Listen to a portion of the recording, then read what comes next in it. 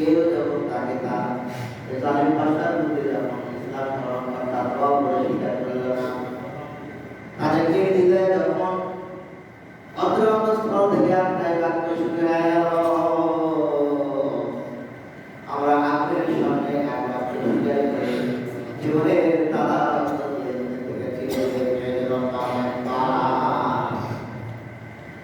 কেউ জালিমের প্রতি রব বলে কেউ স্বীকার করে। জালিম বাদশা এমনি নির্যাতন নিপীড়ন সহ্য করলেন। আল্লাহ রাব্বুল আলামিন ডেকে দিলেন, হাবিব পূর্বের নবী রাসূলরা কালেমা দাওয়াত দিতে অনেক আগে জীবনে তারা করে গেলেন। আপনার সাহাবায়ে-কেরামদেরকে আপনি সান্ত্বনা দেন, আপনার যত সুসংবাদ রয়েছে ইসলাম গ্রহণ করার জন্য যতগুলো আমার জীবনের তারা করে গেলেন, যত কথা শুনে গেলাম, আমি আল্লাহ রাব্বুল আলামিন ওই ব্যক্তির জীবনে আপনাদের সুসংবাদ দেব। সুবহানাল্লাহ। আমার বন্ধুগণ, এই জন্য কালেমা দাওয়াত দিতে গিয়ে আল্লাহ রাব্বুল আলামিন নবী করিম সাল্লাল্লাহু আলাইহি ওয়াসাল্লামকে বলেছিলেন, বন্ধু আপনাকে আমি শেষ নবী হিসেবে পাঠিয়ে দিয়েছি, আপনার পরে নবী আসবে না,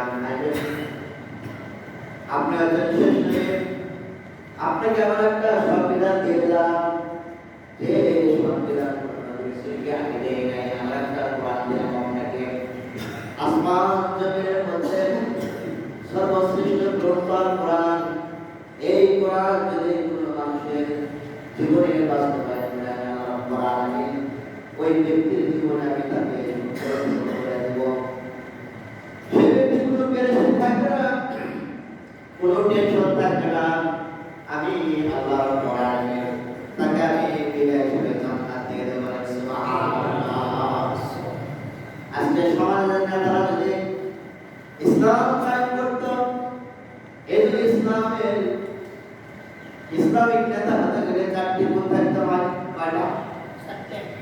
চারটা গুণ থাকতে হয়। ইসলাম দ্বারা পরিচালনা করতে হলে চারটা গুণ থাকতে হবে। এক নম্বর গুণ থাকতে হবে সে মুমিন মুত্তাকি হওয়া লাগবে। কি হওয়া লাগবে? মুমিন হতে হবে। দুই নম্বরে ওই ব্যক্তির মধ্যে তাকওয়া থাকতে হবে। কি থাকতে হবে? তাকওয়া থাকতে হবে। তিন নম্বরে ওই ব্যক্তির মধ্যে ইনসাফ থাকতে হবে, ন্যায় বিচার করতে হবে। ন্যায় বিচারের না হলে কিন্তু সঠিক বিচার হবে না। হবে না, সঠিক বিচার হবে না। চার নম্বরে বলা হয়েছে ওই ব্যক্তির মধ্যে কোরআন সুন্নাহর জ্ঞান থাকতে হবে। সুবহানাল্লাহ। কোরআন সুন্নাহর জ্ঞান যদি না থাকে তাকে বিচার করতে পারবে না, ন্যায় বিচার করতে পারবে না। তেমনি ভাবে তাকওয়া থাকবে না, তাকওয়া থাকবে না, সে পরহেজগার থাকবে না, দিনদার থাকবে না। এই জন্য নবী করিম সাল্লাল্লাহু আলাইহি ওয়াসাল্লাম বলেছেন, তলাবুল ইলমি ফারিদা আলা কুল্লি মুসলিম, প্রত্যেকটা ধরনের ইলম শিক্ষা করা ফরজ। কোরআনের শিক্ষা কি ফরজ? কোরআন শিক্ষা করার জন্য প্রত্যেকটা নবী রাসূলের জন্য ইলম শিক্ষা করা ফরজ। আল্লাহ রাব্বুল আলামিন কোরআন কারীমের মধ্যে জানিয়ে দিলেন, হাবিব আসিরান নাসু আন ইকরাবু আন ইয়াকুলু আমান্না ওয়া হুম লা ইফতানুন। আল্লাহু আকবার। হাবিব আপনার সাহাবাদেরকে বলে দেন, তারা কি মনে করে যে ঈমান এনেছি এসে ইমানদারকে পরীক্ষা করা হবে না? এই জমিনের মধ্যে প্রত্যেকটা মুমিনকে পরীক্ষা না করা পর্যন্ত, সে কখনোই পরীক্ষা না করা পর্যন্ত আল্লাহ পরীক্ষা হবে না। পরীক্ষা আসবে, পরীক্ষা পতাকা আল্লাহ মুত্তাকি হতে গেলে, পরিষ্কার হতে গেলে অবশ্যই পরীক্ষা কি আসবে, অবশ্যই পরীক্ষা আসবে। অন্যদিকে আল্লাহ কোরআনে বললেন, আল্লাযী খালাকাল মাউতা ওয়াল হায়াতা লিয়াবলুয়াকুম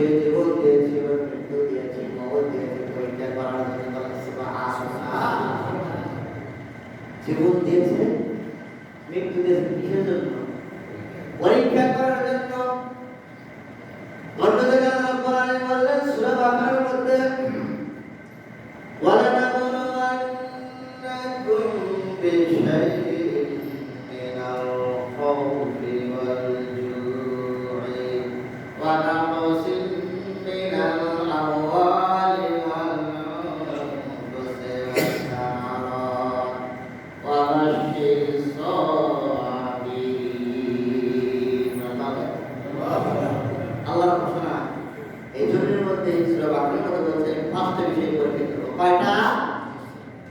আল্লাহ তাআলা বললেন ভয় ভীতি কিসের ভয়? আপনার জীবনের ভয় হতে পারে, রিজিকের ভয় হতে পারে। ভয় বিভিন্ন ক্যাটাগরি রয়েছে। জীবনের ভয় নাই, আপনাকে মারতে পারে, আপনি সুন্দরভাবে বসবাস করতে পারবেন না। এগুলি ভাবে আল্লাহ তাআলা বললেন অর্থাৎ খোদা দ্বারা আপনাকে অভাব অনটন দিয়ে পরীক্ষা করতে পারে। কারণ আপনার সম্পদ রয়েছে, এক পর্যায়ে চলে গেছে, আপনার অনেক 10 বিঘা সম্পত্তি ছিল, সেই জীবনে কিন্তু এক সম্পদ নাই। এমন লোক আছে না? আছে। খুদে দিয়ে পরীক্ষা করতে পারেন। এরপর আল্লাহ রাব্বুল আলামিন বললেন ফসলের ক্ষতিতে পরীক্ষা করতে পারেন। এরপর আল্লাহ রাব্বুল আলামিন বললেন আপনার জীবনটা দিয়ে পরীক্ষা করতে পারেন। জান এবং মাল দ্বারা, জান এবং মাল দ্বারা পরীক্ষা করবেন কে? আল্লাহ রাব্বুল আলামিন পরীক্ষা করলেন। এই জন্য আল্লাহ রাব্বুল আলামিন কোরআনুল কারীমের মধ্যে সুন্দরভাবে জানিয়ে দিলেন যে ন্যায় বিচারক হতে গেলে আপনাকে কোরআন সুন্নাহর ইলম থাকতে হবে। কি থাকতে হবে? কোরআন সুন্নাহর ইলম থাকতে হবে। এই সমাজের মধ্যে যদি কোরআন সুন্নাহর ইলম থাকে, যে বিচারকের প্রতি, যে জজের প্রতি কোরআনের ইলম থাকলো, সুন্নাহর ইলম থাকলো, যখন এই জজ বিচার করতে যাবে তার দ্বারা খারাপ কাজ হবে না, সঠিক বিচার হবে, সঠিক বিচার হবে। তেমনি ভাবে একজন বাদশা ছিল হারুনুর রশিদ, তিনি তৎকালীন সময়ে তিনি বাদশা ছিলেন। এমন ভাবে ন্যায় বিচার করত, তার সেনাপতি অর্থাৎ প্রধান বিচারপতি তিনি করতেন। বিচারপতি হচ্ছে আবু জাফর। কি নাম? আবু জাফর। এমন ভাবে রাষ্ট্র পরিচালনা করত যে তার কাছে যখন কোনো বিচার আসতো তিনি কোরআন সুন্নাহর আলোকে জীবন আর বিচারটা পরিচালনা করত।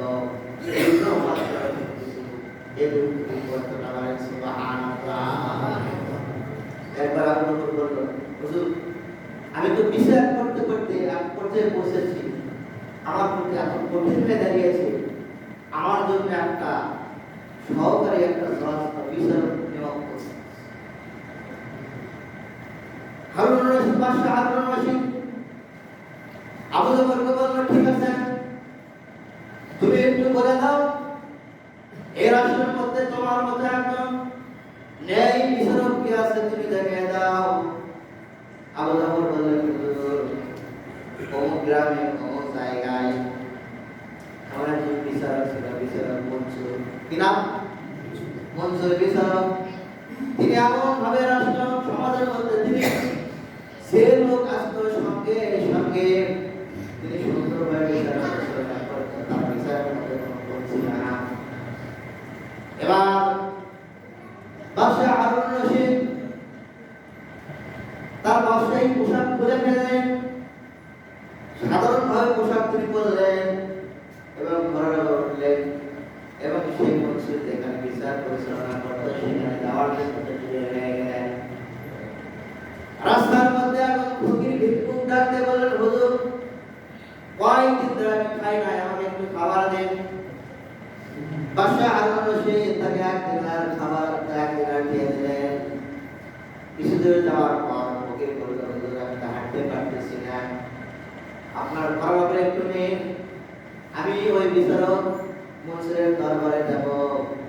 কিন্তু বাদশা হারুনুর রশিদ চিন্তা করেন, আমি তো সেখানে যাব, যেহেতু বৃদ্ধ মানুষ, ফকির মানুষ হাঁটতে পারে না। পিছনে তাকে নিয়ে গেলেন। মনসুর বিচারকের পাশে গ্রামে পৌঁছার পর যখন ওই ভিক্ষুকে ঘোড়া থেকে নামিয়ে আসলেন, একটু কাছে ঘোড়া থেকে নামার পর বললেন, এই ঘোড়াটা হচ্ছে আমার, আপনাকে আমি পেয়েছি। বলেন নাউজুবিল্লাহ। তাহলে উপকার করতে গিয়ে দেখেন কি বিপদ হবে। একটু নিল, তাকে সাহায্য করে অন্য জায়গায় নিয়ে যাবে, হাঁটতে পারছে না। এখন ওই ভিক্ষুকে ঘর থেকে নামার পর বলছে যে ওই ঘোড়াটা আমার, আপনাকে আমি নিয়ে এসেছি। এরকম উদাহরণ কিন্তু সমাজের মধ্যে আছে। আপনি বিপদে পড়েছেন, রাস্তা হয়ে যাচ্ছে, একজন মহিলা এসে বললো, ভাই এখন একটু কথা বলি, আমার বাবা হাসপাতালে। কোথায় আছে? আপনি তো ভালো মানুষ, বাবা হাসপাতালে, একটু খবর দেবে, মোবাইলে দিয়ে দিন।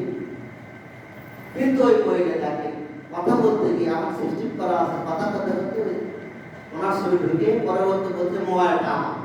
ঘটনা কিন্তু ঘটছে বলতে না ঘটনা। আপনি মোটরসাইকেলে যাচ্ছেন, মহিলা কান্নাকাটি করতে বলতেছে, বাবা আমি অমুক জায়গায় যাবো, আমার মা হাসপাতালে ভর্তি রয়েছে, আমাকে একটু নিয়ে চলো। ব্যক্তিটা ভালো মনে করে মোটরসাইকেলে নিয়েছে, কিছু যাওয়ার পর বলতেছে, হাই দেখা আমাকে নিয়ে যাচ্ছে। আছে না, উপকার করবেন কিভাবে?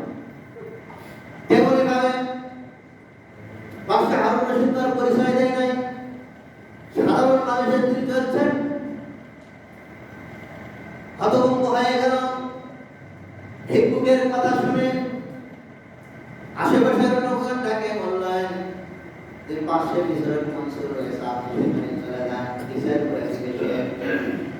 এখন ওই ভিক্ষুক বাদশাহ হারুন রশিদ দাঁড়িয়ে থেকে দেখলেন, যখন মনসুরের কাছে চলে গেলেন, দেখতেছেন তার চতুর্দিকে দাঁড়িয়ে রয়েছে, বিচার বিভাগের অবস্থা খুব ভালো, অনেক নিয়ে আসছে।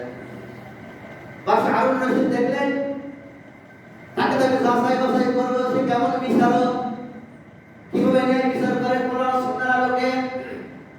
এমন সময় দুইজনকে ইতিহাস একজন মহিলা ছিল বোবা।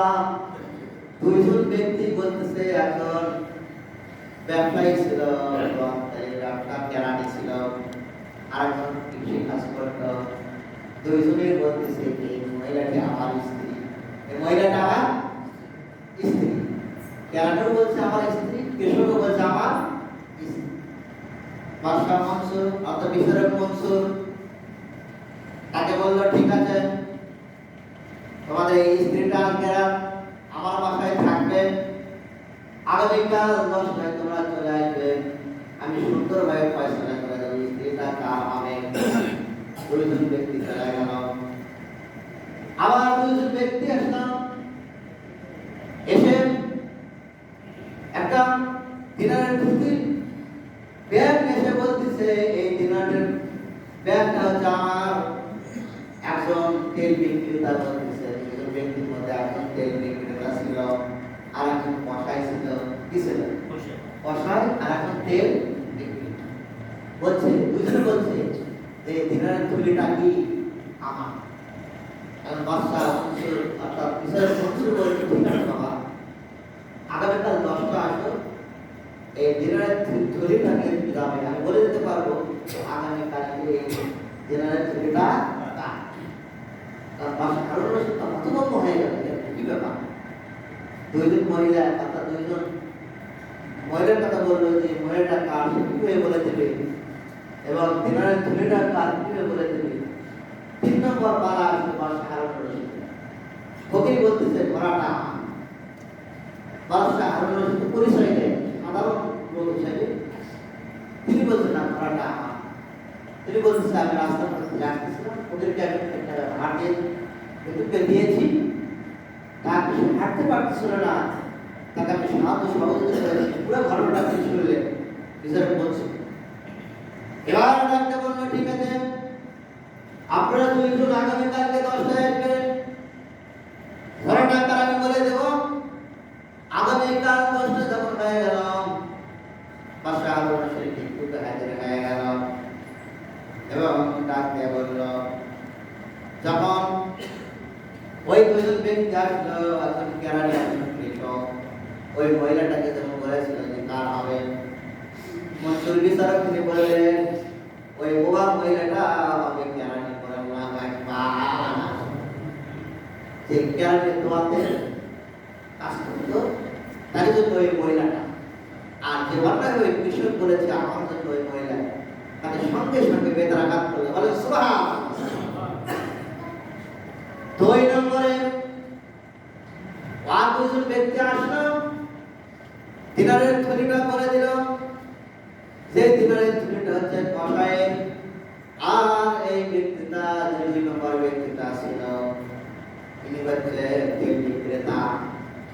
এক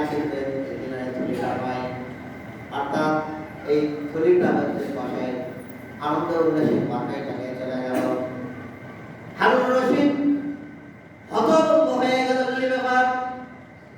এবার হারুন রশিদকে বলল, মনসুর, আমার বাড়িতে কয়েকটা ঘোড়া রয়েছে, আপনার ঘোড়া আমি ওখানে বেঁধে রেখেছি, আপনি আমার সঙ্গে চলুন, আপনার ঘোড়াটা আপনি চিনেন কিনা।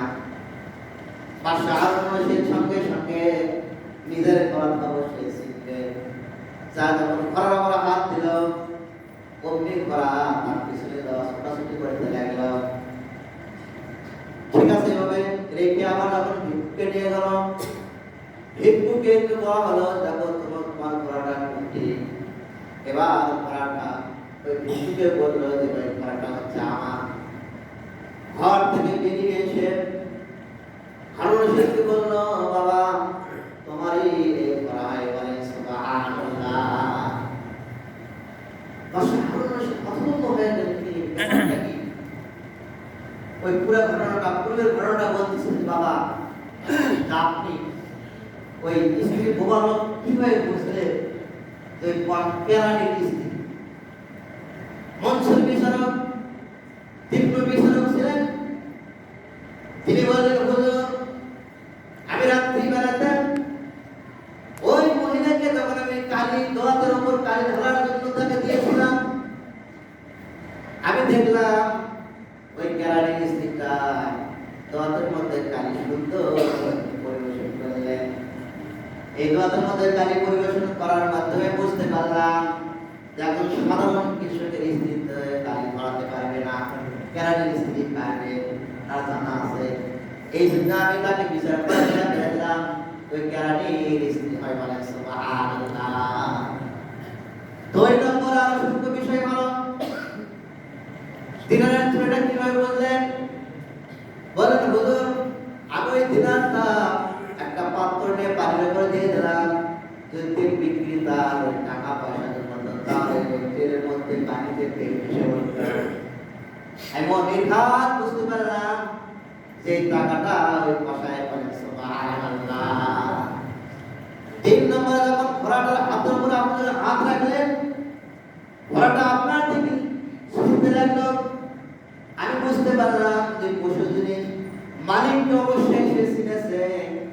সঙ্গে সঙ্গে যখন যাতে বুঝতে পারলাম ঘোড়াটা হচ্ছে আপনার।